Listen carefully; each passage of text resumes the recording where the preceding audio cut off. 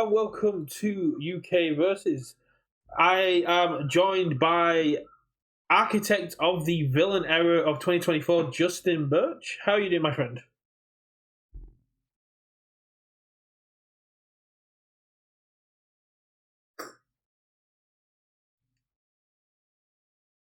So, you've just been to the Oceanic Regional, and this wasn't just a spur of the moment thing. This is something you've planned out in advance. Tell me how you just came up with this idea. Oh, give me 1 second. Just still muted. Okay. Oh, yeah, no problem. Yeah, so the reasoning behind it was actually pretty simple. I was looking at the unofficial top player chart, the world's points chart that Caladius, probably am saying his name wrong, in the Discord has posted. And I was noticing that I was like 4 or 5 points away from being in the number of people who would go to Worlds. And I was like, man, I really want to figure out what's going to kind of put me over that edge. And like, I'm going to St. Louis, I'm going to Atlanta, and I went to Vegas. But none of these are no guarantee you're going to top there. But even if you do, there are going to be a lot of US players in contention going to those areas. So I was like, well, an area that does not have near as much competition, where topping will probably be pretty easy and could get me 10 points, so it would put me over that edge, would be Oceania. And it would be really funny if I did win Oceania. So I decided, you know what, let's go ahead and run it. Let's take it there, and let's see what happens. And I believe they had 33 players, so you actually put them into the 6-round league by being there. Yes, without me, they would have only had 5 rounds, and only no, they would have had top 8, but they would have only had 5 rounds. So let's talk about the trip. I know you immediately bumped into someone interesting on your plane to Oceania, and from what I hear from Carl Bennett, who won the Oceanic, the moment you stepped off the plane, you were talking smack. Oh yeah, no, like first of all, I don't think it is a secret that Oceania is a less competitive region than NA, and I think, like, just numbers wise, that is a statement of fact, as well as if you look at like who's won Worlds, who's won Nationals, et cetera, et cetera. It is pretty hard to deny that. And I figured it would be really funny to talk mad shit. I am a top 16 to top 8 player consistently in the US, and so I figured that it would be pretty easy to make top 8 in Oceania, and I would talk smack about it. And if I did win, all that talking smack would become extra funny. But that was your whole thing throughout the entire build-up to the trip was, if I win, it's funny. If I lose, it's funnier. Yeah, like that's the thing. Like a lot of people were like, "Oh man, it's going to be so funny if you get your ass smacked in Oceania." I'm like, "You're absolutely right. If I go X2 drop in Oceania, that would also be hilarious." Like for me, doing what is funny is very important in how I kind of live my life, and so I figured it would be a fun story no matter how it played out. Oh, 100%. As you were like getting into Oceanic, you did see something horrifying as well. I don't think you've ever found out what it actually is. No, I did find out what it was. Well, I don't know why it exists, but it really sign on it. If you zoom in really closely, it's the Luna Park. I don't know what is wrong with people in Australia that this is the kind of thing that they would put in sight of the Sydney Opera House. I want to be clear. I was at the Sydney Opera House when I saw this, one of the most beautiful places in Australia. And in my line of sight, everyone else is looking at the beautiful ocean sight that's there and the nice Sydney Bridge. All that I notice is this terrifying monster that is in my line of sight. So was this staring at the Sydney Opera House then? Not quite. It's at the angle right there, so it's staring at like a 45-degree angle away. But if anything, that makes it kind of worse because it's not looking right at you, so you have to notice it. Yeah, it was mildly horrifying. That is very, very weird, very, very cool, and very on theme for like Attack on Titan. Yeah, no, I thought it was really funny when I saw it. So let's talk about what you did before the event. What did you get up to in Australia before heading to Grimdark?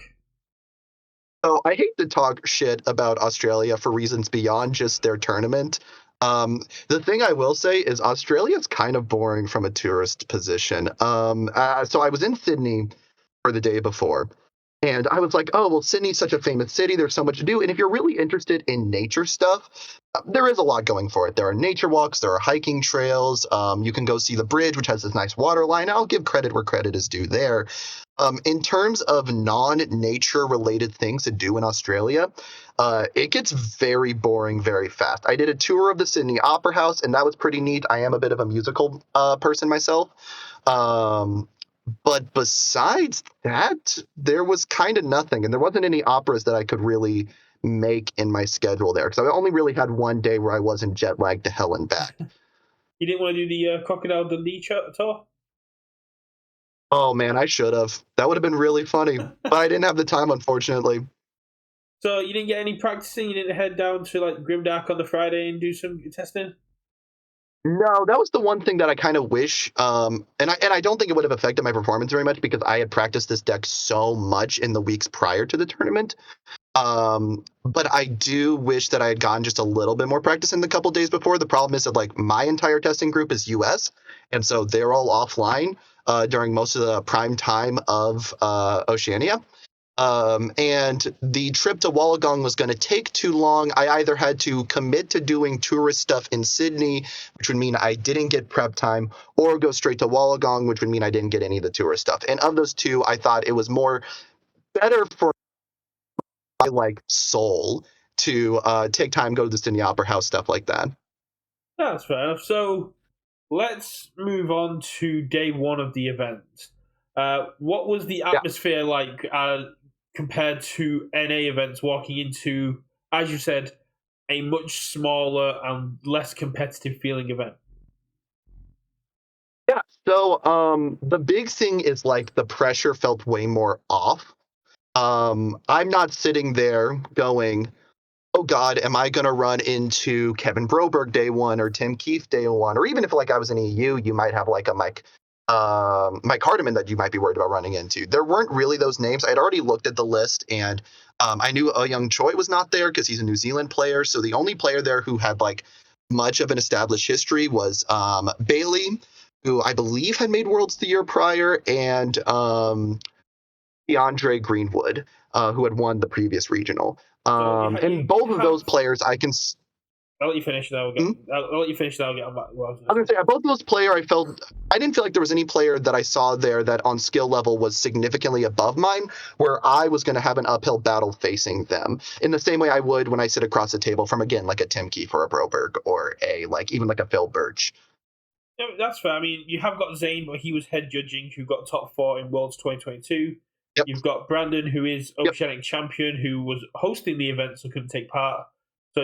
And as you said, Young Choi is New Zealand and didn't come over for the event. So it was literally just Bailey, who was at Worlds this year, and DeAndre, who won the previous regionals. Not to take away from other Oceanic players, I know a lot of Oceanic players because that's primarily when I play. And they're a different breed. So, yeah. I actually will cite what one player, and I'm blanking on his name. He's the one who made top 4 with Godzilla but didn't make it to finals. When I was talking to him, he was telling me that Australia is the region that plays Jank. And you do kind of see a lot of that when you look at like the list of players. Most of the players are one ofs. The MENA 2s were largely to fill out slots, so they're not really relevant to the discussion. So you had like 3 Endeavor 3s, 3 Godzillas, 4 Rodons, and then everyone else's doing their own thing. So yeah, basically. As an NA player in Oceania, did you feel welcomed, or was there some like animosity of you think this is a free win, we're going to make you pay? Day 2, definitely the latter. I know there was a bounty out for my head.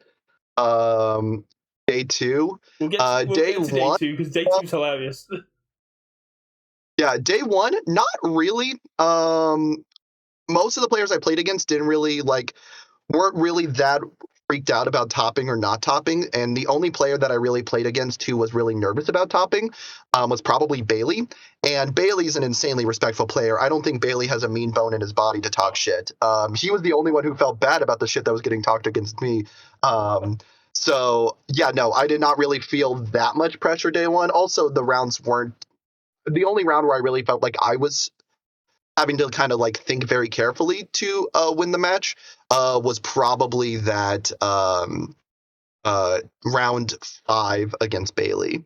Yeah, so Bailey was your only actual round draw because you ID'd the last round.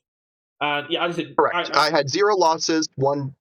Yeah, you went undefeated in Swiss. Although you weren't King of Swiss because Bailey played out their final round. Like you said, Bailey. Yep, he had to because he was paired against an X2, so he had to play it out. Bailey's absolutely sweetheart. I played against him at Worlds. Really, I was really happy to see him up there, especially since he's still rocking Toro 2. I mean, that guy's been playing it for so long now. Apart from the Toro 2, I know you came across the younger Tagoro, which we'll get into day 2 about during Swiss as well. Was there any other matchups that you're like, I'm not prepared for this kind of thing? I actually felt like I was decently prepared for the younger Toguro. Like I said, I beat him in Swiss. I think I'm largely favored in that matchup as a whole. Everyone else, I felt like I was favored against, besides, again, the Toru 2. Now, a lot of these favored against are 60-40 splits, maybe 70-30 split. But I did not necessarily feel like there was a single matchup where I felt like I was the disadvantaged player. The Toro 2 is really funny because I felt like I might be disadvantaged against the Toro 2 because he can put he has a lot of card pool tricks up his sleeve. What's funny is when I was talking to Bailey, he actually thought he was a disadvantage against me because if I got the aggro early on him, I could take enough of his life points away that he couldn't keep his defenses up.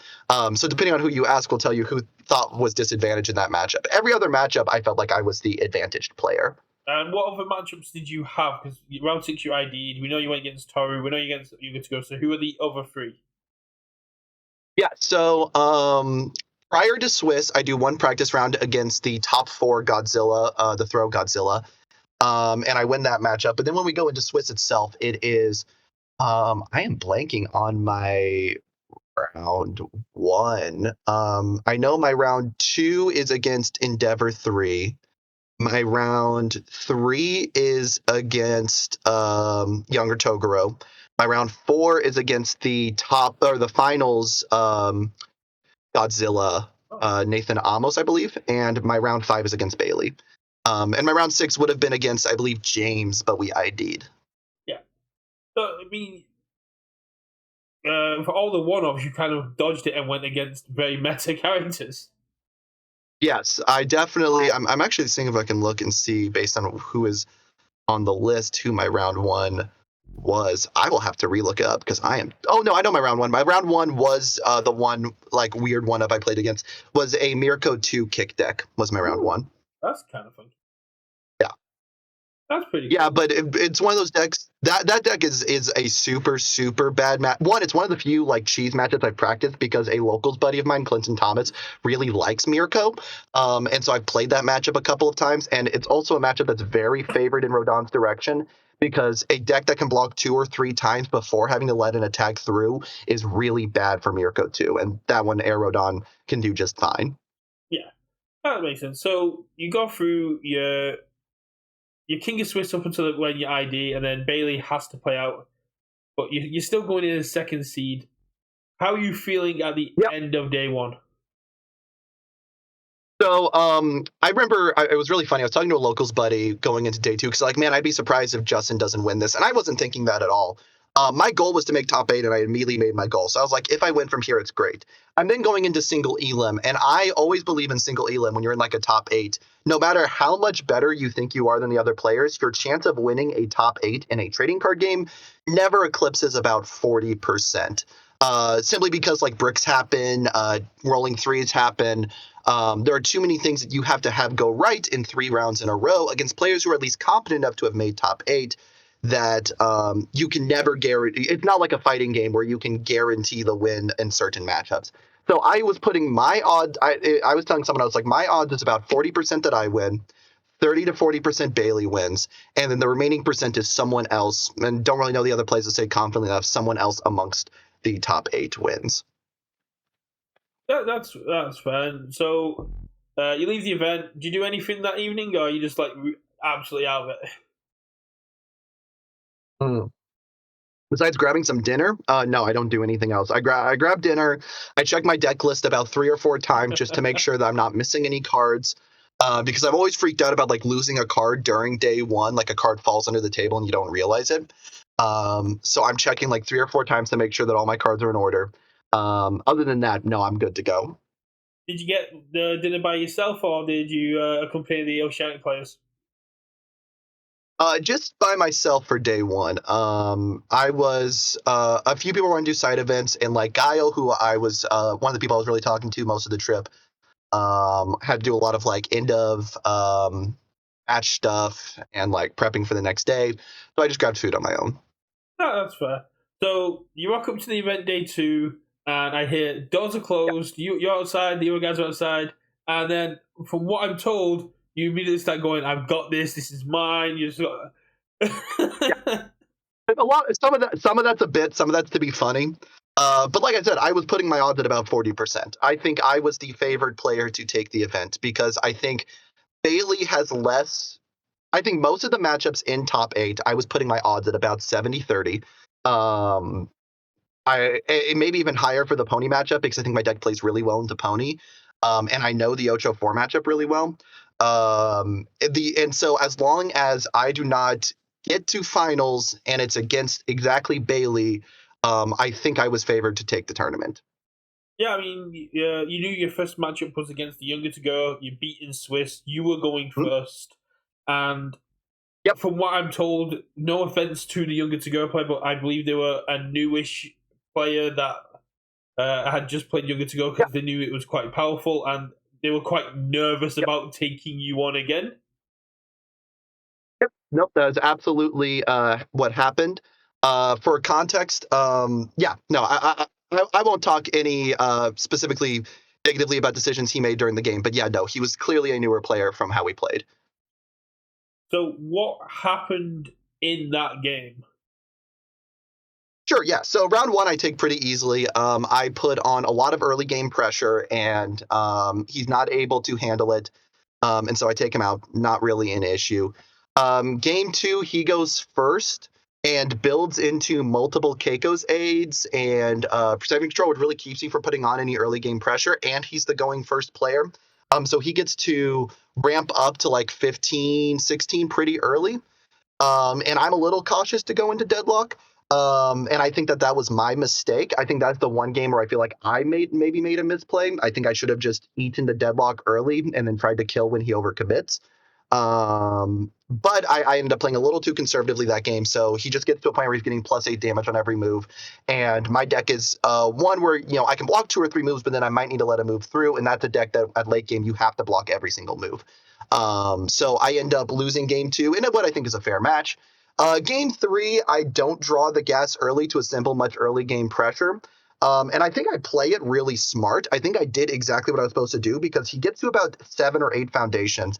And I go, okay, if I let him get to late game without committing, I am probably losing this game because he puts up too much damage too quickly. So what I need to do is I need to bait him into attacking me because I go into deadlock and he plays a Vile Seizing because I think I can block through multiple +2 speeds at the amount of foundations he has, and then I can kill him on the crackback. So I build to like 12 with a few things that pop themselves. He goes, and it's exactly how I predicted it playing out. He Vile Seizings, he tries to go into me. I go to about 8 health, but I'm able to block enough and sustain my life. And he's down to like 4 foundations on the crackback turn. And so I'm going, okay, this is the chance. This is where I've got a few attacks in my hand already, including like a Walk the Dog and a Falling Skies.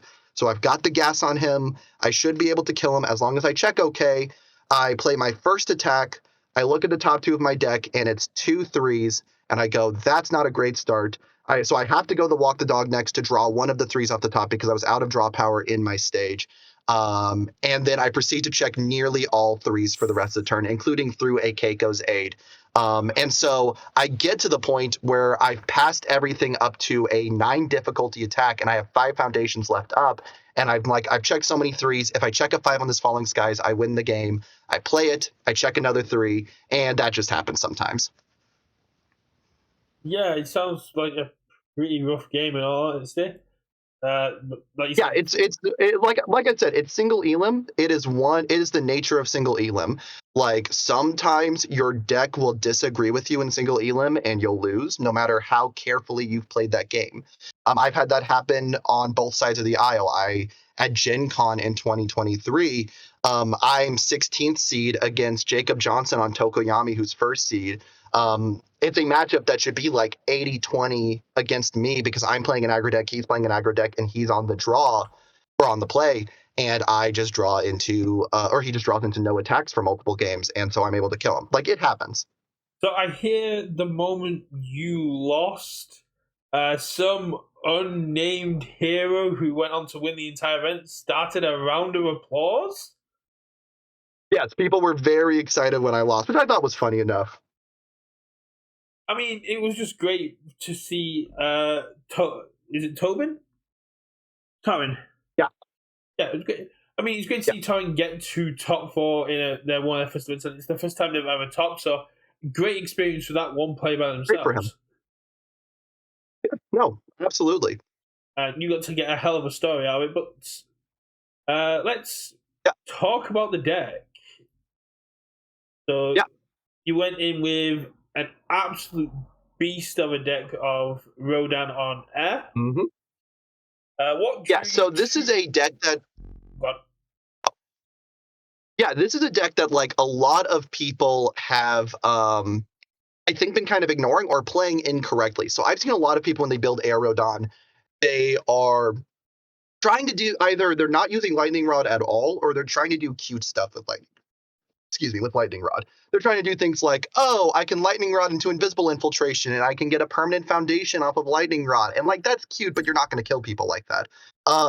I come from a background of Air Giro 1. Air Giro 1 was a character that could play 4 or 5 attacks in a single string off of a decent foundation board. And his final text was coming in for massive damage. And so I really loved that character, and I was really sad when that character was gone. I really loved the ability to turn it into much more of a math game. She did the math game through stuff like Specialized Sound Waves and peeking at the top of her deck. We're doing it through peeking top of our deck, hopefully multiple times with Electric Moth. And while we've lost kill cards like Home Run Comet, we've gained kill cards like Walk the Dog. So I was kind of like, this character plays a lot like Giro 1, is playing this kind of long string games. Should, and as long as you don't check like absolute garbage, should be able to play pretty deep strings with Double Jab Pummel and Lightning Rods. Yeah, I mean, Double Jab Pummel is one of my favorite cards, and the fact that you can just go Lightning Rod into Double Jab Pummel and be sat there with not having to commit a thing, but if you need to, you got it there. What drew you to Rodan over other characters? Like, you could have done something very similar with, say, Jin or some of the new girl power characters on there. So there are a few reasons why I drew to Rodan specifically. So this deck actually gets started. A buddy of mine at locals, Clinton Thomas, who's made Worlds before, he starts off a deck very similar to this. He was also a big Air Giro 1 player with a Deku 5 deck that was trading Walk the Dog as a kill condition for the Deku 5 UR that removes from card pool to pay for Powerful. And that deck was really good and really fun when it got its gas going. The weakness of that deck was that if you checked the Lightning Rod, often your turn was over. Because it did not have ways to really predict what was going to be on top of his deck. So he was playing a very risky game in order to do what he wanted to do. Conversely, I'm looking at Air Rodan, and I'm going, okay, this character can peek at the top of their deck. One of the main things that made Specialized Soundwave so powerful in Giro 1 was the 2-check was often not particularly relevant because you would look at the top 2 of your deck, and if you saw the Specialized Sound Waves, you got to get it off the top of your deck through one of your myriad of draw means. or at least could predict it was coming and plan your string around that. And as this character, Rodon, is doing the same thing. He's going to peek at the top 2 of his deck. You're very rarely getting the top 4. I think I did it like 2 or 3 times, just because of the nature of the fact that you're not really wanting to remove your attacks because most of them are +2 or lower blocks. So you're going to look at the top 2 of your deck. You're going to see, hey, is there a attack and a foundation on top? If so, then draw the attack, keep the foundation on top, or do some other things to kind of stretch your turn out the way you want it to go. And then just start going deep in a string. And it allows you to find your aggro more consistently because you're getting attacks off the top of your deck. And it's letting you check more consistently, which is allowing you to play deeper strings. I mean, yeah, this just does look like a deck because you've got essentially nothing above a 4 because What the Dog has never been played anything above that, and everything has its purpose. I think Floating Drop is the only one that feels kind of anti-synergistic because it has no block mod for Rodan. So there is a logic behind that. The main thing is it gives us another kill condition. Walk the Dog, you're sometimes forced to play early in your string. If you've got like 2 attacks on top of your deck, you have to play it earlier to draw the second attack off top. Or if you have a 5 and a 3, but you have no draw power on board, you have to play the Walk the Dog to get it off top, and that kills that ability to be a late game kill card. So what you do is you allow Floating Drop to be a secondary kill condition in these situations in which you don't have access to Walk the Dog or Falling Skies as your end-game kill card, or if you know your opponent's down to, you think your opponent's held a high and a low because he's prepared for both kill cards, you get to go Floating Drop. This is now a kill card. Oh, you block the Floating Drop, you're out of high blocks in hand, I'm going to Falling Skies you. Yeah, that makes a lot of sense. So, throughout the day 1 and day 2, what would you say the MVP attack was? What put in the most work during your games? That's a good question. The MVP one that I'd say for most games, it is either Lightning Rod or Electric Moth. Electric Moth is so good as your first attack because you get to peek at the top. A lot of people play Electric Moth wrong on this character. They will peek at the top 2 and decide if they want to draw it with Moth or want to keep it on top. I think that is largely incorrect most of the time unless you already have your kill string locked in. Most of the time, you're going to pitch and draw 2, then look at the top 2. Then you are going to see if you want to draw anything else with the foundations in your stage. Then you are readying your character after resolves. You're playing another attack, and you are getting to peek at the next top 2, etc., etc. So Electric Moth really lets you go deep in the early game with very low risk. And Lightning Rod is for a similar reason. If you play Lightning Rod as your opener, you're not going to get multiple peaks at the top of your deck, but you're going to build the top 2, look at the top 2 of your deck. And you can either go into building like a really deep foundation string where you use those 2 foundations you just built to build more foundations from your hand, or you get to start going really deep on attack strings. So I would say those 2 were definitely the MVPs. I don't think I used Deflect a single time in this tournament. You can use it. You can deflect 4, gain a momentum, then decoy duplicate an attack if you're stuck on the draw against an opponent that is really going deep early. But it ended up never really being necessary. I mean, that's fair. I mean, I did get access to your list a little bit earlier because we were talking about it, and I played Electric Moth the exact same way you were saying, Stu. If I rode as the 2 foundations top of my deck, my Electric Moth is basically just let me draw cards. I'd rather draw the cards and then set up the rest of my turn. So I generally, I would say those 2 were the MVPs. I mean, that makes a lot of sense. And I imagine Fallen Skies is just a little bit below as a kill condition. Yeah, I would say so. I think every card in this deck has like a very clear place for existing. Like it's hard to really say which one is the MVP because they're all filling their role to such perfect success. The Double Jab Pommel and the Lightning Rods are your extenders. The Walk the Dog and the Falling Skies in different hands are differently powerful kill conditions. And sometimes Walk the Dog is just an extender. I had one game where I killed someone because I played 3 Walk the Dogs in the row. Each one discarded 1 momentum, and I said, 8 low for 9, 8 low for 9, 8 low for 9, and they just can't do anything about that. And I mean, like I think Lightning Rod is a great extender. If you've got 6 foundations, your opponent goes, okay, I'm expecting 2 or 3 attacks before they pass because they need to defend their 7-hander. You go, yeah, I actually have 8 foundations. Like, oh no, this has now become a kill turn. Hmm. Yeah, no, Uh, absolutely. I think this deck is pretty hard to beat in terms of its attack lineup. so let's take a look at the foundation base. I imagine the life and dangers are just there for if you do have to check the cheeky two. Yep. Life of Danger is for like you check 2 on your first attack. And honestly, the only thing you could swap it with is like maybe if you wanted a little more HP, you could swap it with Warm and Bubbly. I think is the name of the Ocho 4 Foundation. You want to, since you are running a 2 check, you want to run a substantial number of 0 diffs, and so I think 12 is the right number. And Reluctant Role Model has an interesting place as like actually it does really well into decks that are going Twisting Azure, because often they are giving it exactly +3 damage. You can often turn it off with just Reluctant Role Model. The basic trainings are mandatory, Yeah, and the Life of Dangers are just kind of that third best one. If there was one 0 diff I would cut, it was probably Life of Danger. that's right. But like you said, if you're running the lightning rods, it's always good to have a little bit of backup. Uh, you've got Yeah. an entry of the big three, which is really cool. You've got Flustered and Fearsome for draw power. Return King's brilliant defense. How impactful was Decoy during your game? Did it save you at any point? In these specifically, it helped me a lot in the younger Toguro matchups. Um, like for example, even on the turn where I was checking rolling threes, I think I had to have him on 4 attacks to kill me, because I full blocked one, partial blocked another, decoy duplicated a third, and then he had to have the 4th attack to kill. So like it definitely mattered in a lot of matchups, and it was really good at like decks that didn't have ways to cheat their card pool. You block 2 or 3 attacks, and now it's like, do you want to overcommit into this attack that I know I'm going to, I'm going to decoy duplicate?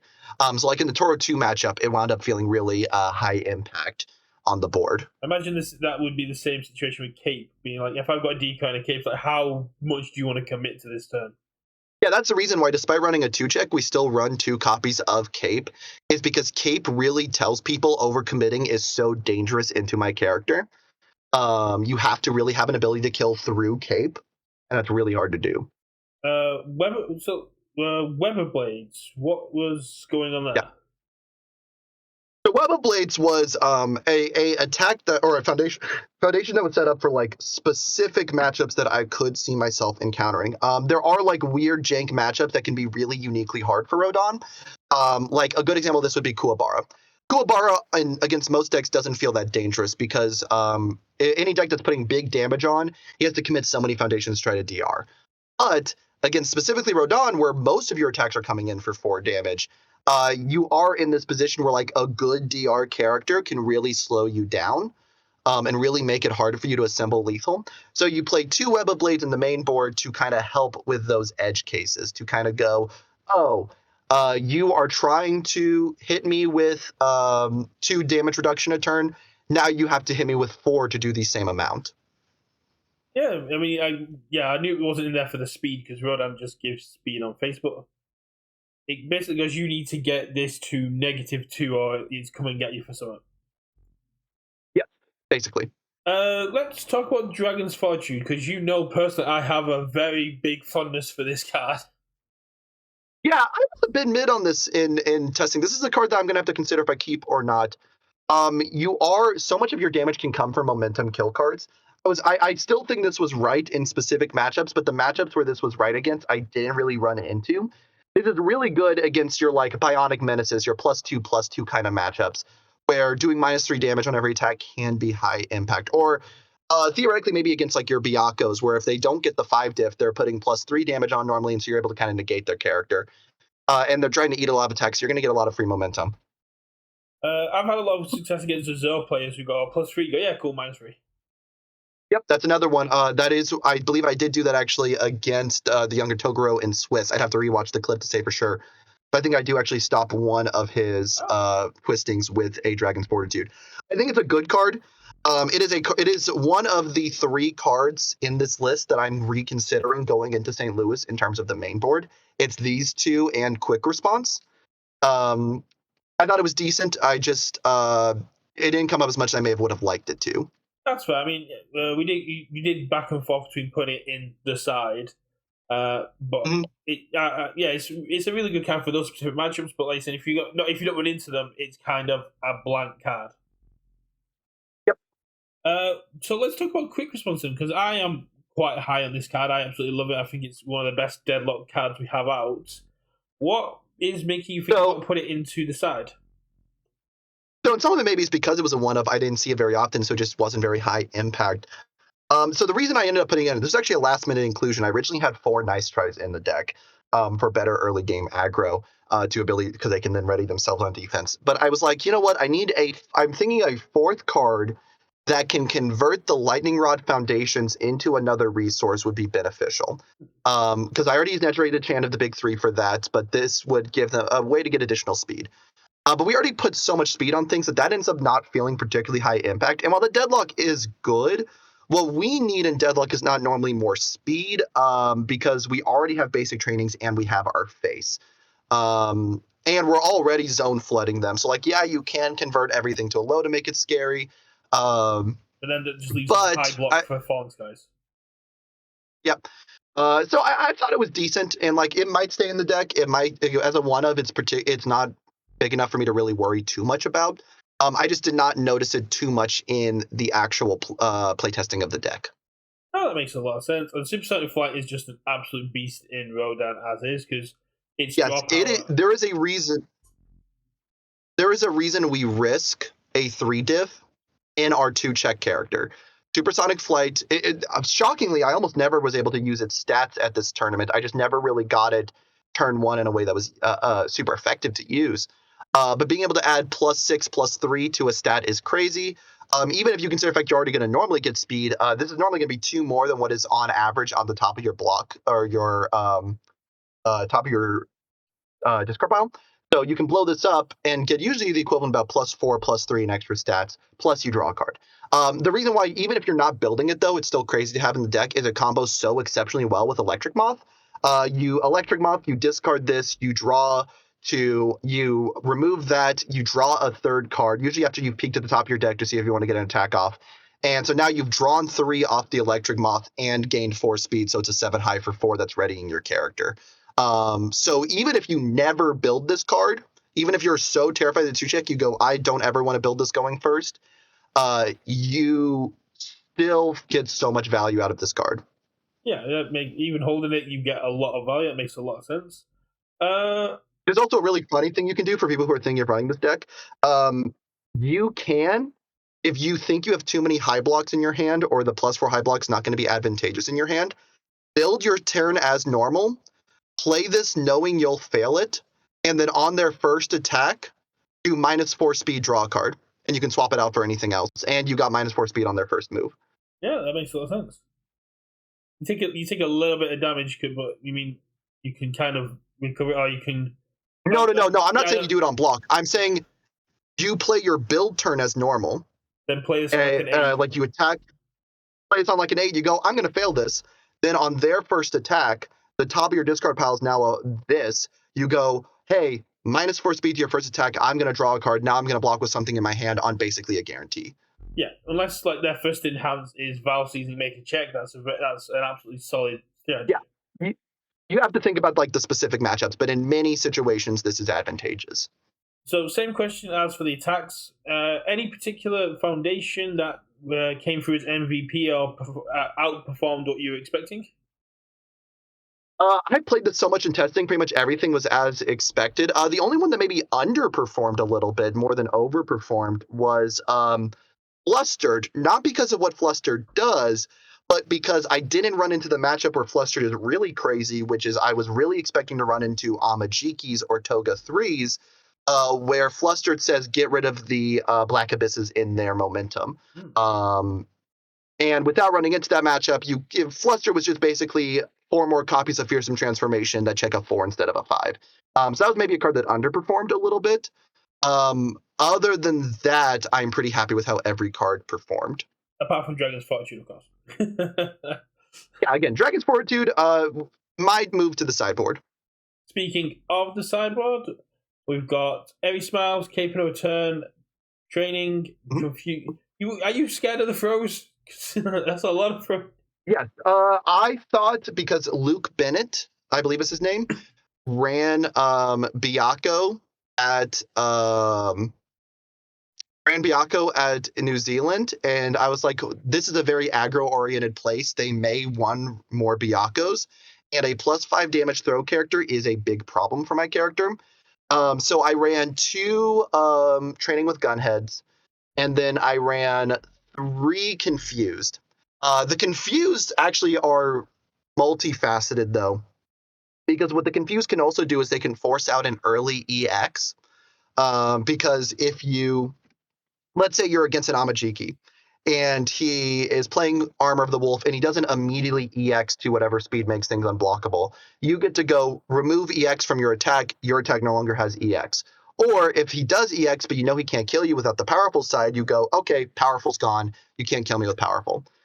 So Confused had multiple side deck matchups where it was beneficial. Yeah, and it's just great for getting rid. If you had run into like a tug of free, it's great at getting rid of those cheeky attacks and discard as well.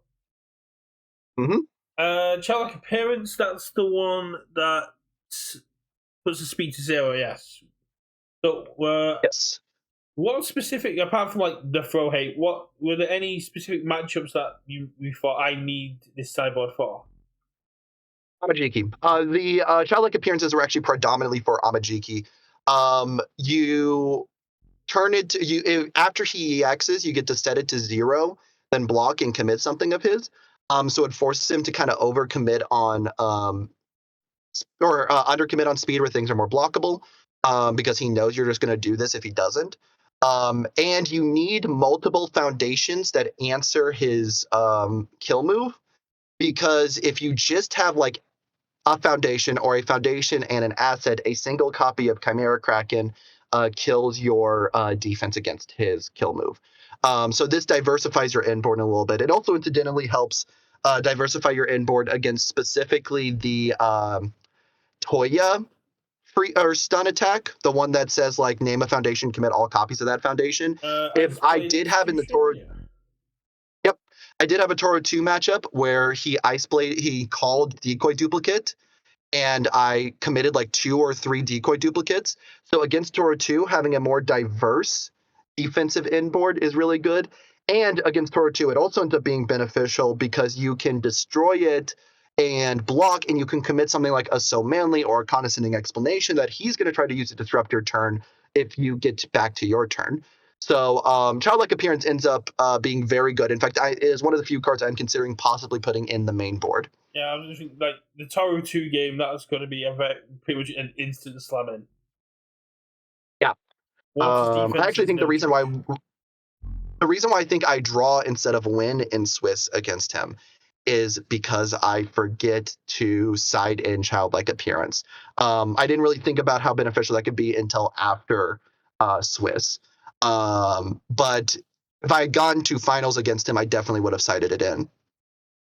So, speaking of, when you were going into the bracket, you said that you expected yourself or Bailey or Bailey to make it to the finals. How were you feeling Mhm. like when you saw Bailey was out and Keandre was out and like James was out and all these people that you played against or you had practiced against that were now. I wasn't that surprised. I mean, it was a little surprising because like these are the people who I think are favored, but it didn't necessarily shake my opinion that they were favored. It just means that like some unexpected luck occurred. I do think like Bailey was into a bad matchup because like the throw deck does play particularly well into his deck. Um, but besides that, like I think it was just kind of bad luck on Keandre's end and bad luck on my end that kind of ended the runs. I'm not going to say I wasn't surprised because again, I did think they were favored, but I don't think my prediction on who was favored was necessarily wrong. That's fine. I mean, Carl Bennett has been flying under the radar, but if you've watched any of his streams, because he's one of like the few oceanic streamers, he's been streaming Yeah. locals and he's been doing very well at locals. He's been opening products, but he is a known quantity, just not as well known as the people that have topped the other events. Well, and also worth noting, like even if I had known of the radar of Carl Bennett, he was not against either Bailey or Keandre. He was the against James in top 8. Yeah. I was quite surprised to see Bailey went out against an aggro deck because, like you said, he's a very calm and collected control player. He usually, I mean, I played my midnight against him at Worlds, and I think our game 1 took an hour and a half. Mm-hmm. Right. So the big question is, what's next for Villain Justin? So for me, in terms of just being a player, to St. Louis. I've already booked my flight and everything for that. And then I'm going to go to Atlanta, Georgia. For Villain Justin, there is one more opportunity. I'll have to potentially take a slot away from an international player, it looks like. I found out that my school has a holiday at January 20th, which is the day after the UK Nationals, which means, in theory, especially if UK Nationals is predominantly on Saturday and Sunday, where I can fly in and arrive on Friday, I could go to UK's Nationals Saturday and Sunday, and there I would only have to take a top 8 slot to steal a slot away from an international player. So if it is in my schedule where I can afford the time off to do it, you will probably see me at the UK Nationals. I mean, that would be absolutely hype. I get to interview Villain Justin in person. Oh yeah. As far as I know, the Nationals are just going to be Saturday, Sunday. But we don't know anything about the Nationals format yet. But I can't imagine it changing too much this year. I take it you're going to be going Rodan all the way till Attack on Titan comes. Oh yeah, I mean, St. Louis, I'm taking Rodan. I wouldn't even have time to make a new deck if I wanted to, but I do really stand by the quality of the deck I played. Like I said, it went undefeated in Swiss. I think the deck is really good. I think when AOT comes out, I am going to pivot to probably Death Rainer. I think the D build on that character is unhealthy for the game.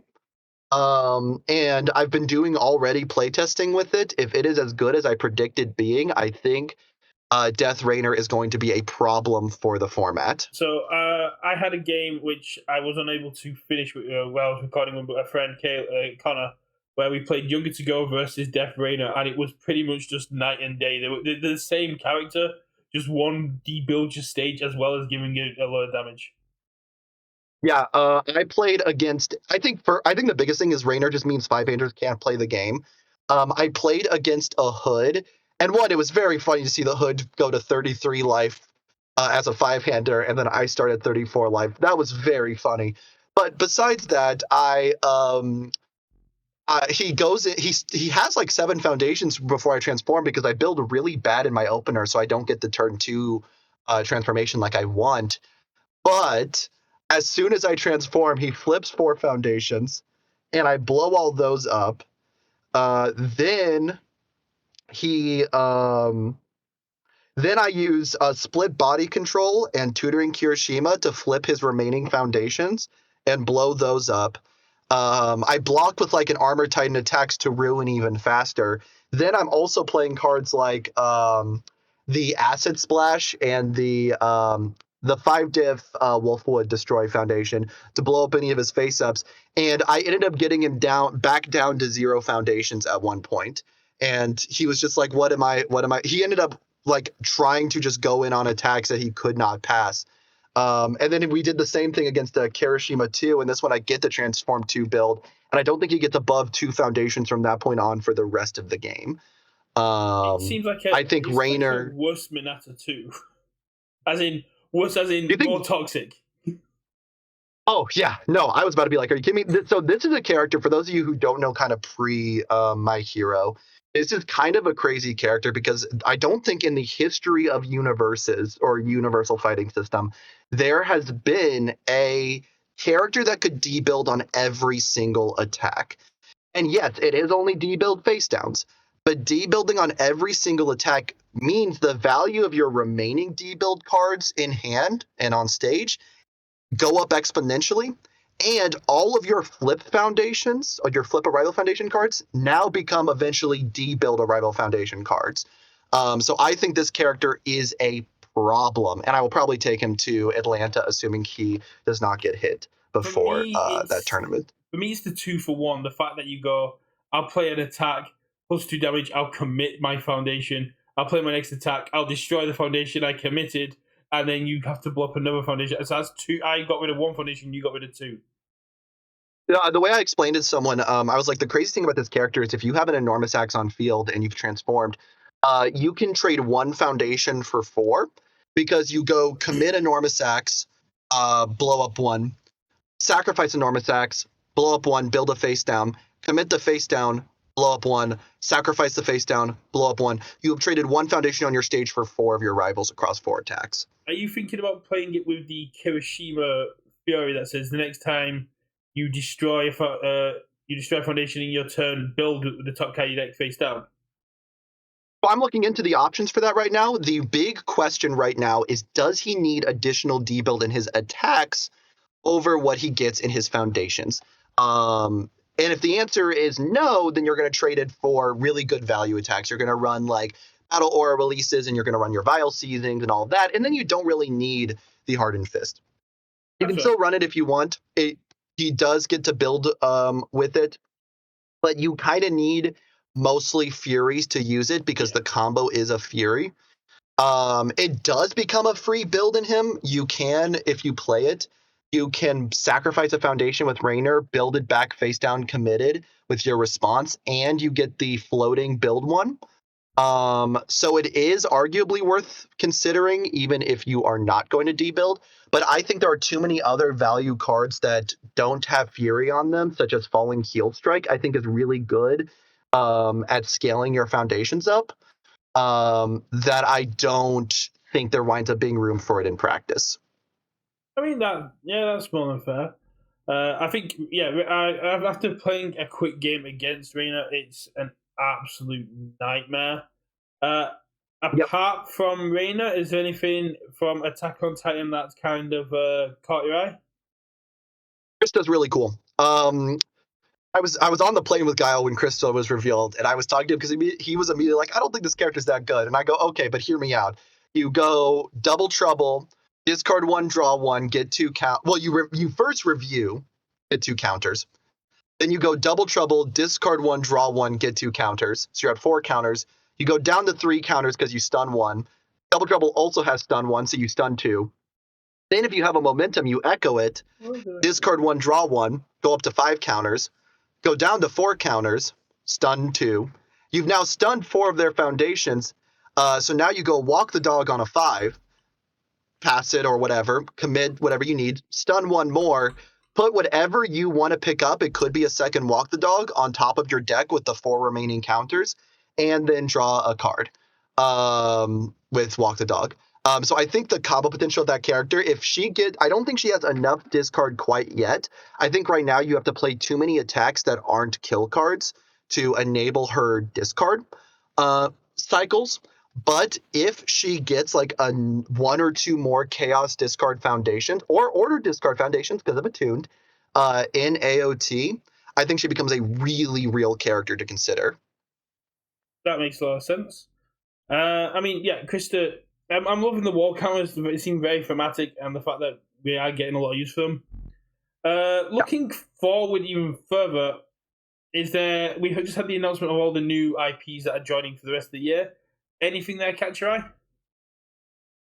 Ooh, okay. So what looking at the rest of the year that I'm considering? I think Lower Decks is really funny. I have a friend who's a big Star Trek fan, but unfortunately he's not a Lower Decks fan, so I can't get him into the game with that. I hope that eventually extends to like Picard and Kirk and all of those, because I would love to get like friends who are into Western sci-fi into the game. Otherwise, I'm a big fan of Jack Quaid as an actor, so I am going to be looking at Boimler, even though I'm not big on Lower Decks, just because I think that his personality, the characters he tends to play, is really fun. And then beyond that, I'm not excited for 2 sets of AOT. I'm not a big fan of AOT as a franchise. I do think like the Tekken 8 will be cool. I'm really hoping it's not just Clash decks. I think a whole set or at least multiple challenger decks where we get like King and Jack 8 and all these other characters would be really fun because I think Tekken is one of those franchises that has enough diversity in its visual style and its fighting styles to make some really cool flavor first oriented characters. Whereas AOT has really struggled so far with what I've seen with mechanic first oriented characters rather than flavor first oriented characters. Besides that, those are the two I'd say I'm really excited for. I really hope we do start expanding away from anime more and more into next year. I think Tekken 8 is a step in the right direction. I think Lower Decks is a step in the right direction. But I would love to see some more Western properties, stuff like Arcane get brought into the picture and things like that. Really allow us to feel more than just White Schwartz 2. I think that will really make Universus feel like a true. I always try to describe the game as the Mugen of card games, and I really wanted to feel that way. I think we're just getting Clash decks at the minute. I think it's similar to the Harley Joker kind of situation where it's testing the water to see if it's popular, and hopefully we move more from there. So hopefully Tekken. I know a lot of people are very excited, and I know one of my friends is very excited for Jin. I can't believe June is 44. She looks very good for 44. Welcome to the world of anime art styles. Even in non-anime, 44-year-olds look like they're 20. I found probably it's because she has an angelic being inside of her or something like that. That's okay. Jin and Kazuya look nearly the same age, and one is the son of the other. Heihachi has reversed his age like 4 separate times. Tekken lore is wild, by the way. I don't know if you've ever read up on Tekken lore. There is some insane stuff there. Are we getting into the Heihachi has a child that is a bear. Are we into the JoJo's area? Like 15-year-old boys look like 30-year-old men.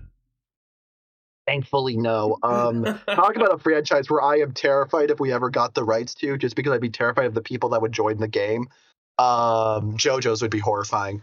I mean, you say that, but is looking at backups. How cool would JoJo's be with backups? Do you think I want more backups? I don't guys, if I want to play Planeswalkers, I'm gonna go play Magic the Gathering. Like, I don't need Planeswalkers in my hero or in Universes. Okay. No. Let me just give you like two suggestions as a fanfare. As someone who hated backups to begin with, same as you, my initial response was, this game doesn't need Planeswalkers. I think I'm just finishing editing like a massive podcast we did with all of us at the summit, and my initial response was, I don't like backups. But Tokoyami with a Dark Shadow backup. And it just an asset. Why does it need to be with a backup? We already have the thing that allows us to have special secondary things of characters. We had Labrava as an asset. We didn't need Labrava to be backup.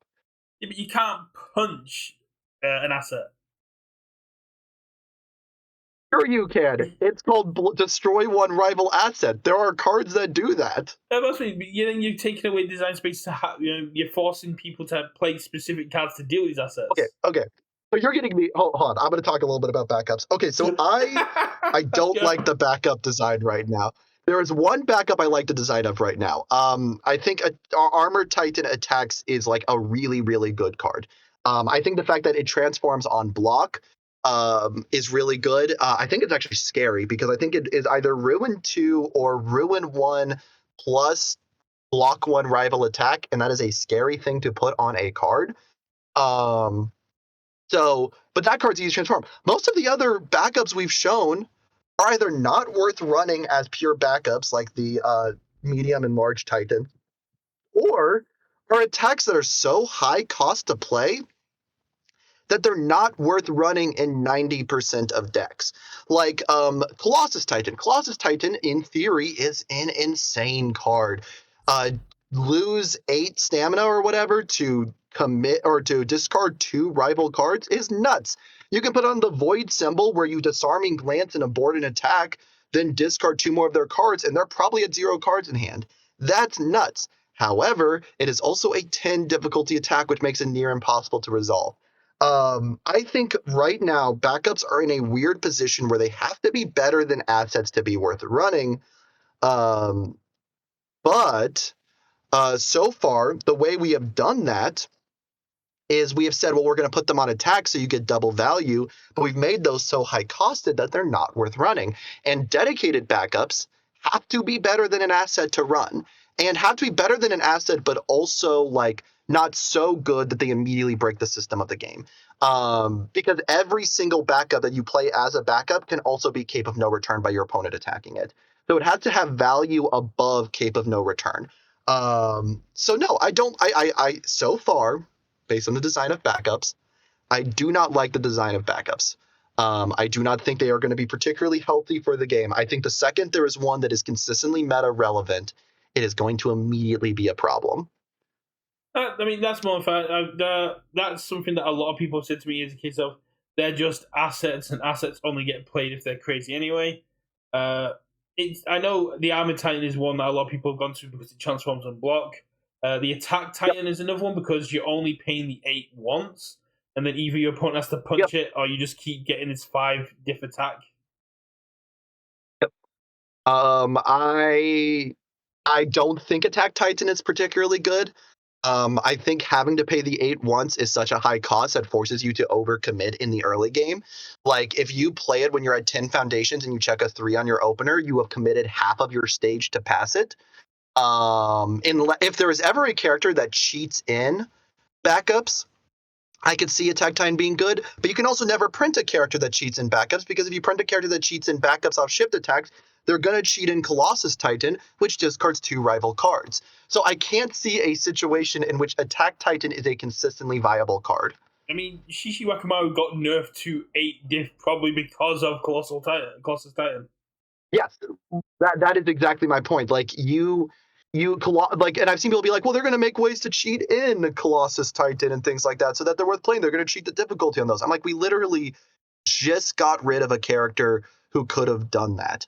Like, they want these to be really. I was talking to Guile about this. I think there is, and not to critique Bill Stark. I'm not saying Bill Stark is bad at his job or anything, and I know a lot of people say that. I don't think that's the case.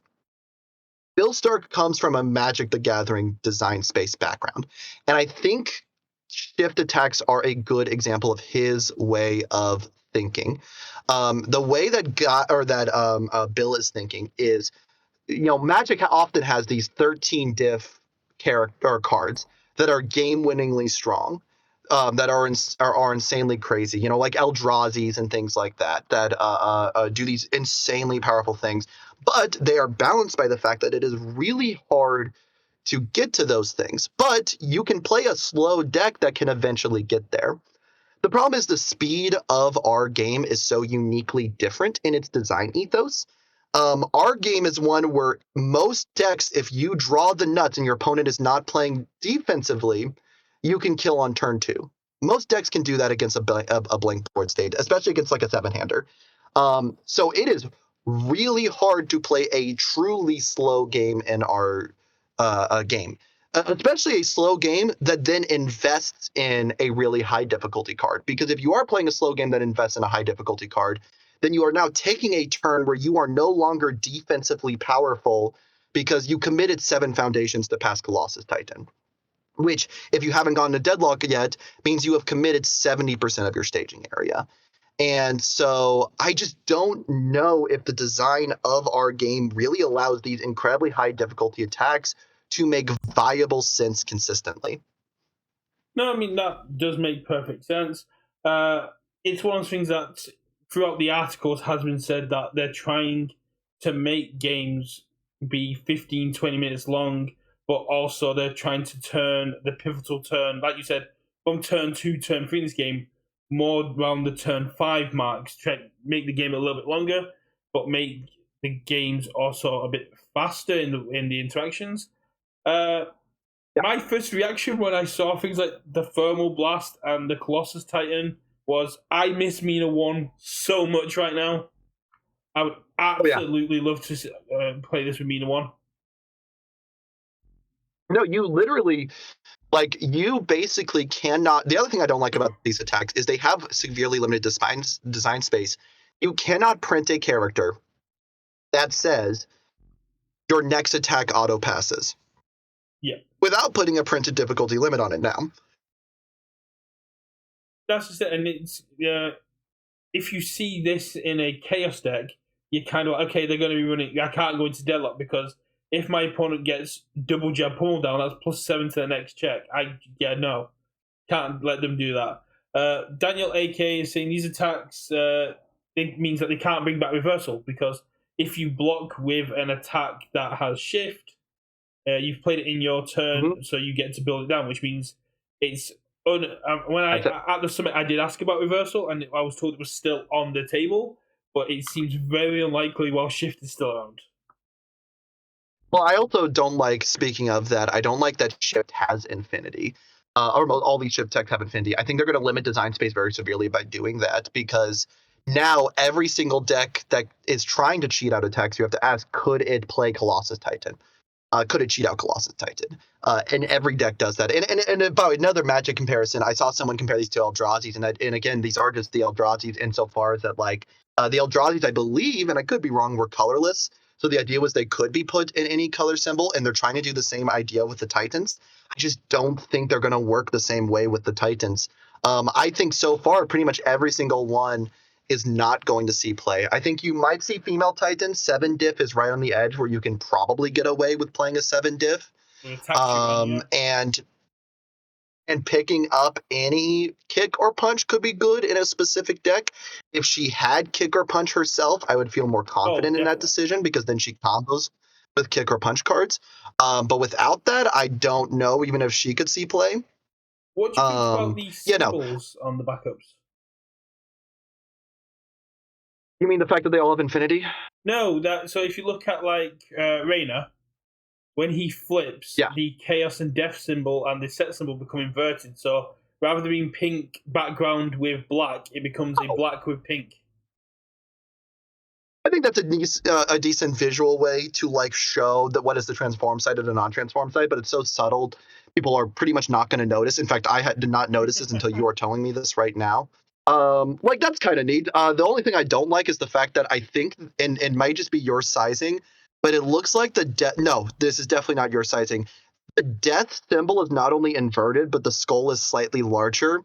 Actually, both of them are slightly larger. That's weird. It might just be my sizing because like the text is a little bit bigger. No, because if you look at the amount of space between the skull and the border, it is smaller. And the ones on your left are actually bigger, so it should be a bigger gap. These are smaller gaps, which means they have definitely sized it up a little bit. Unless I'm going crazy, it definitely looks like they've sized it up a bit, which triggers me. But aside from that, I think it's fine. I think it's like a decent visual way to show what's the transform side. It's probably good for like newer players to go, oh, which side of this was supposed to be transformed? And you look at like the inverted side, you go, oh, okay. Especially if they ever print a character, like I could see a character that transforms back and forth between two forms. And so if you use that to show what is the original form and what is the transformed form to help newer players not freak out, I think that could be good. Sleeve that has to put up with that. My God, like, well, if character card would not be a problem because actually, oh God, the sleeves are going to be so nightmarish.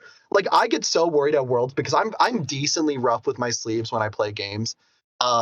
These cards are going to be a nightmare at Worlds because you have to keep pulling it out and pulling it back in, flipping it over, and you're going to have to just pray against all hope that you don't scratch your sleeve or put a dent in your sleeve at any point there, or else in between games your judge might tell you need to swap sleeves. You are going to have to come with extra sleeves if you are running shift cards. You're just going to have to.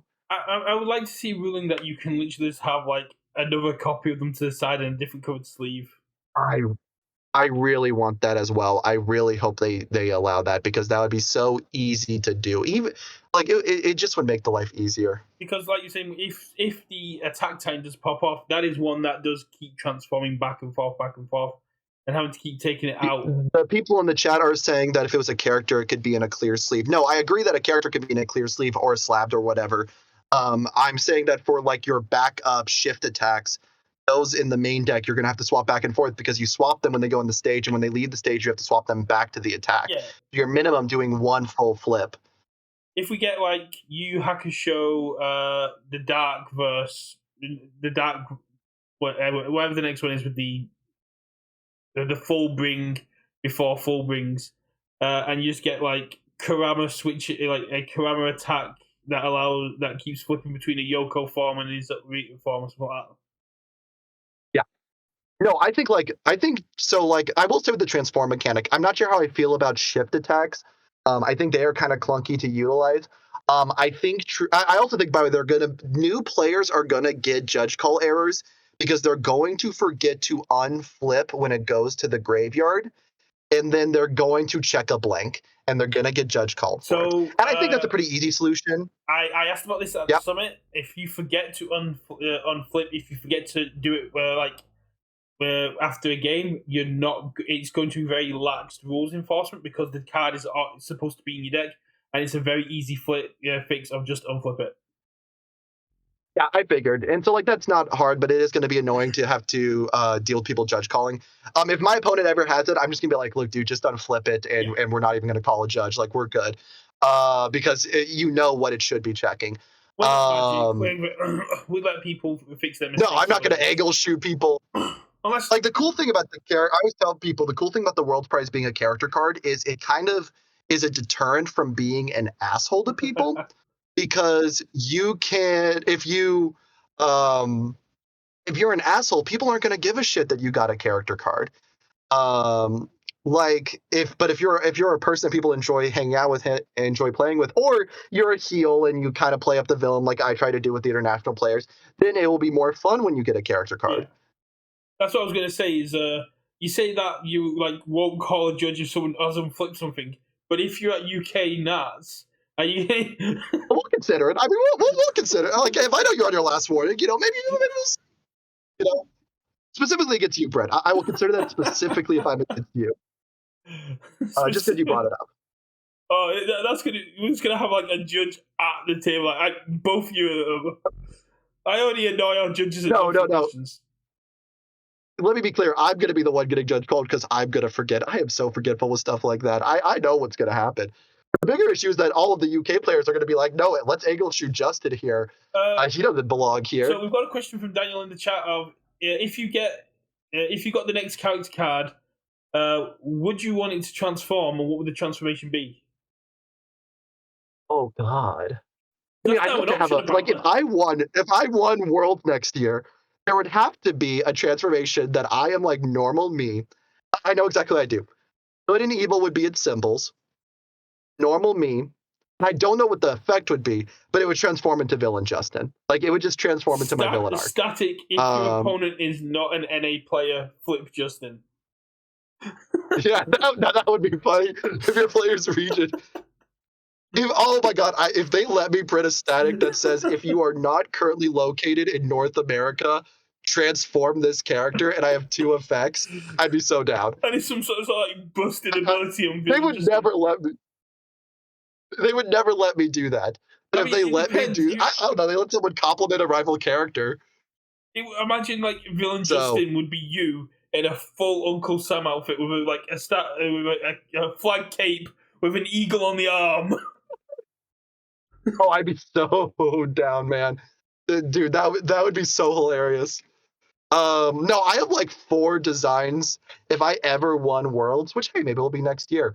If I ever won Worlds, I have so many character designs that I would love to put in the game. If I'd have won Worlds last year, I was going to try and get a character made that once per turn gets to put a international players counter on an attack, and then that attack doesn't matter. Yeah, that's funny. Because that was funny at the time, but now it feels like really bad.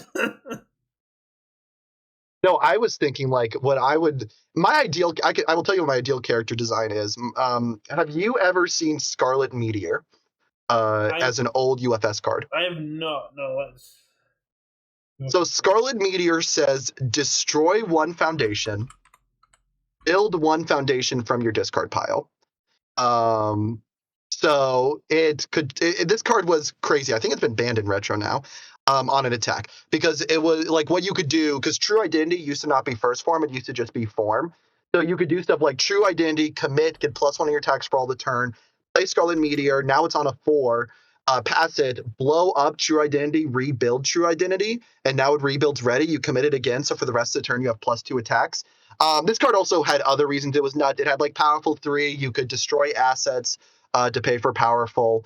You could swap for any foundation. So you did stuff like blow up Shadow of a Cowboy, which was a 0 diff that lets you build one face down as a static, and then you would build in whatever. Like you could build in back when it was legal. What's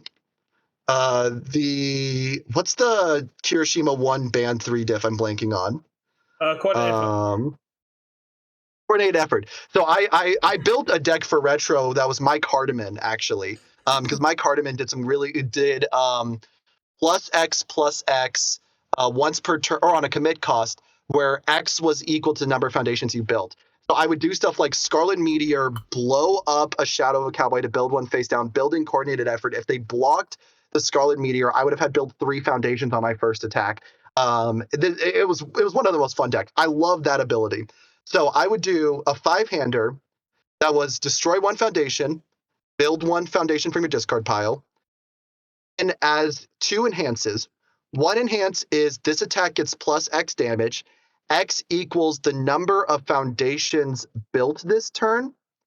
And then the other one is enhance this attack gets -X damage. X equals the number of foundations destroyed this turn. And so the way it was, he was a +1/-1 on face, but every time he blows up 1 or builds 1, depending on which turn it is, he would get more and more scaling stats. That would be my favorite design character if I could design any character. I think that would be a really fun design. They probably wouldn't allow it, but it would be what I would want. I mean, they'd probably try to nerf it down a little bit. But yeah, I mean, that would be really, really cool. Right, I think we've been going for quite some time now. Do you have any messages or for any Oceanic players here watching? Yeah, Oceania truly was a less competitive region than NA. That was confirmed. I've never gone second seed at an NA tournament. I got second seed at Oceania.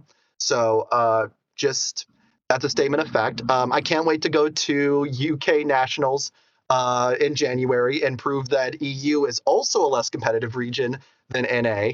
So that also becomes a statement of fact. And then hopefully I top a tournament in the US, and then I'll be the only player to top all 3 regions. That is my plan for this year. That's fair.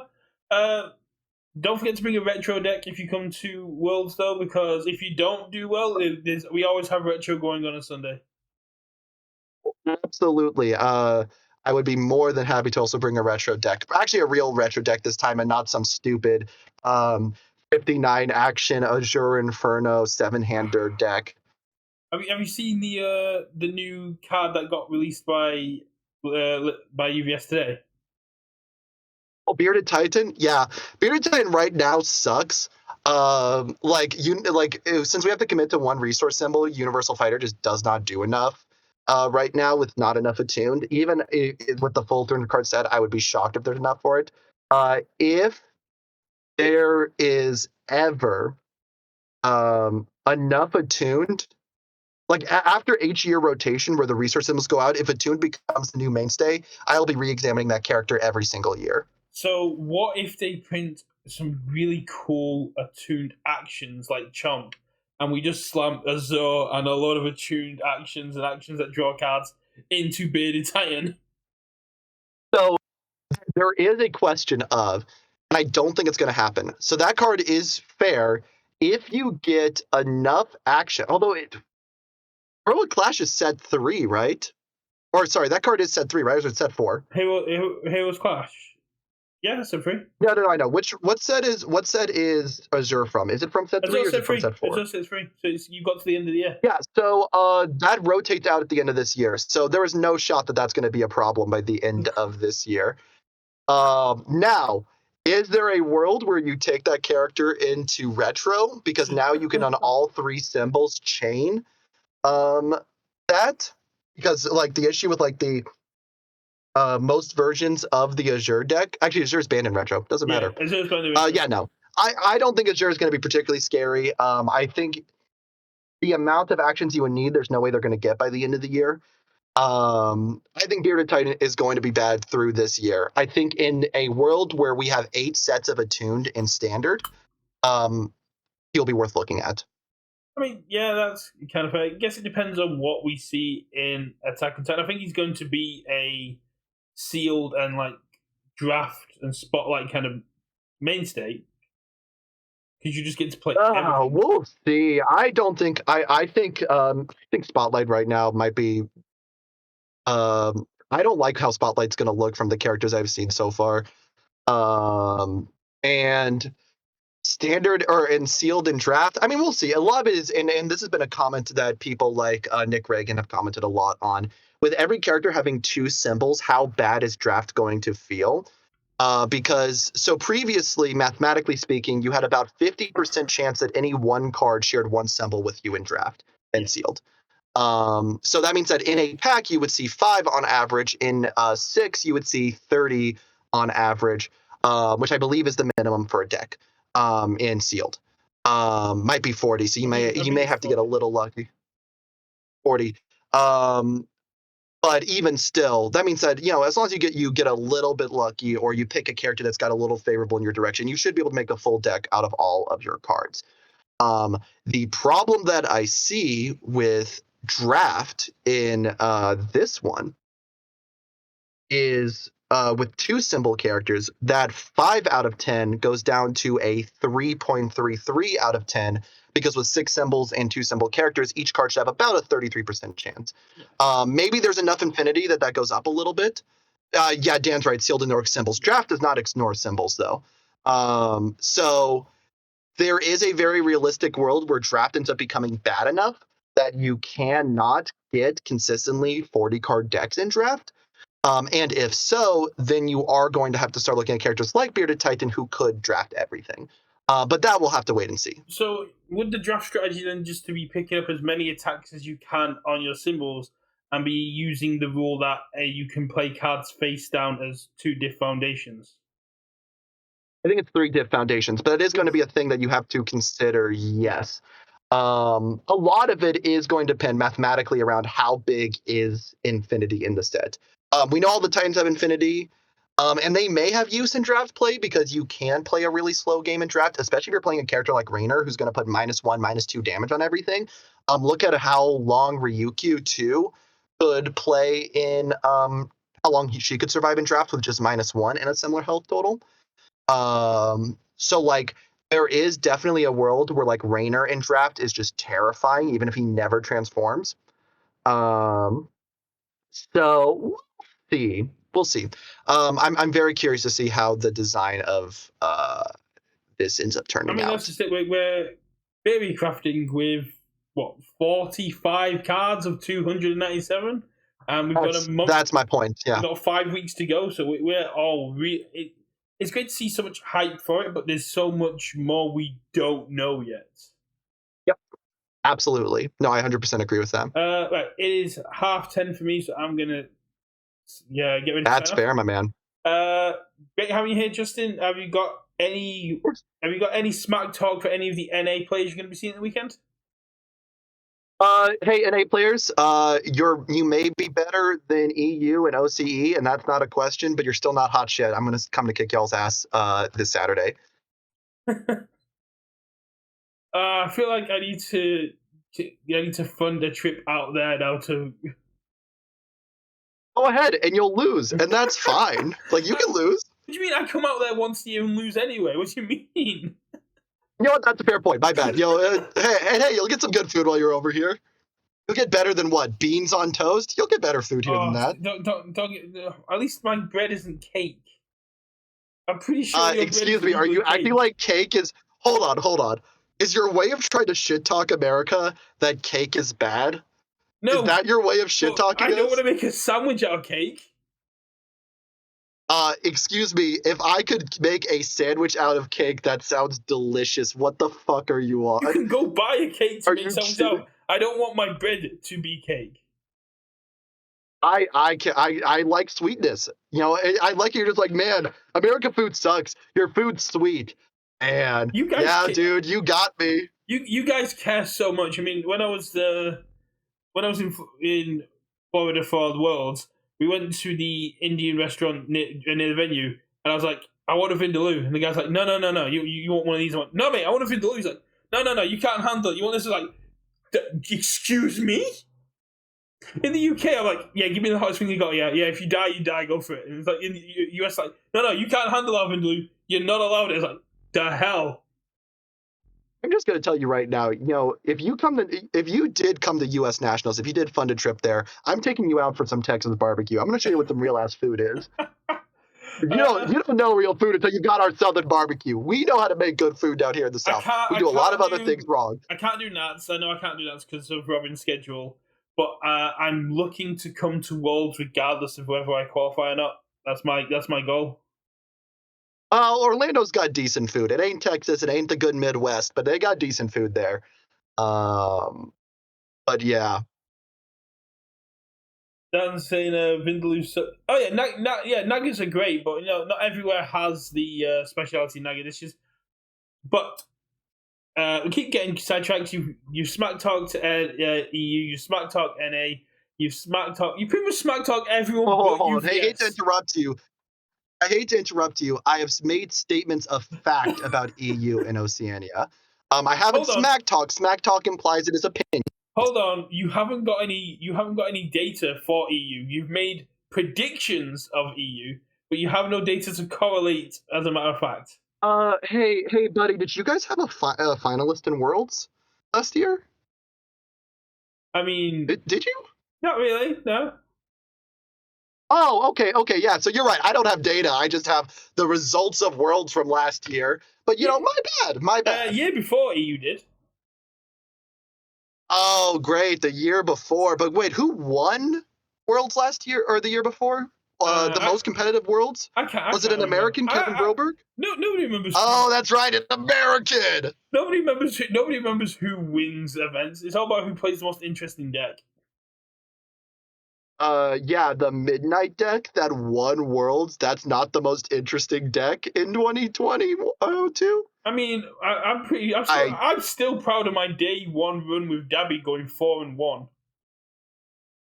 Oh man, yeah, that is really cool. If only you could actually win a tournament, man, that'd be cool. I'm not allowed to win tournaments. I'd be my ego would explode if I won tournaments.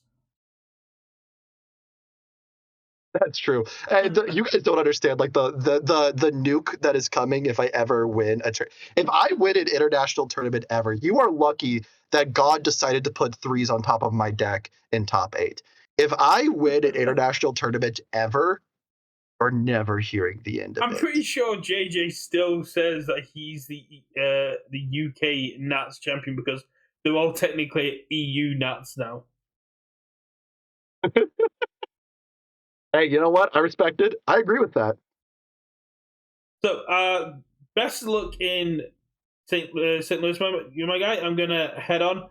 I'll keep an eye out for you on stream when I'm if I get a chance to watch. But and if you do come to the EU, don't expect us to be as nice as the Oceanic guys. We're really, really not as nice as your media makes us out to be. Oh, I don't expect you guys to be as nice. Usually people who are worse at the game, they're meaner to compensate. That's fine. I really wish Richard was here. Richard would play a lot more. I'm gonna stay professional, mainly because I'm tired. But I'll head off there. Thanks everyone for watching here. Have I got anyone to raid over? See if anyone's actually playing this game. No, but I can send people over to send people over to playing Star Wars Unlimited. Right, I'll catch you all in a bit, and once again, thanks Justin for being here. See you later, man. Bye.